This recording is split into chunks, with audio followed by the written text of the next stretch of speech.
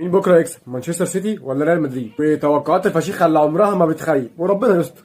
والله بصوا يا جدعان، الماتش دوت عمره ما يمشي واحد زائد واحد يساوي اتنين. يعني ازاي؟ يعني مش هقول لك بقى بتكتيك ولاعيبه ومين اللي غايب ومين اللي مش غايب. ليه؟ لان انت بتلاعب ريال مدريد. شوف شخصيه البطل اخبارها ايه النهارده. شخصيه البطل النهارده وامبارح وبقالها 3 سنين توب كده. ريال مدريد في التوب فورم، شخصيه بطل، كسبان كاس من كام يوم، المعنويات في السماء. اما بقى للمان سيتي فانا هقول لك 3 كلمات: بيب جوارديولا، هالاند، دي بروين. نعم خرجت السنه اللي فاتت من ريال مدريد، ولكن السنه دي هي اقوى بكتير قوي. ليه؟ عشان هالاند. هم حرفيا اشتروا وحش عشان يقابلوا بيه ريال مدريد او يقابلوا بيه اي حد في الابطال. هما كده كده كل سنه بياخدوا الدوري، فدوت مش هدفهم الاول. هدفهم الاول هو دوري الابطال، واعتقد ان هما جاهزين قوي لريال مدريد. قبل ما نحط النسبه، الماتش دوت هيتلعب في البرنابيو. الماتش دوت ممكن يخلص تعادل او فوز مانشستر سيتي بهدف او هدفين بالكتير قوي. دوت توقعي، والاهم ان انا عايز اعرف توقعاتكم ايه.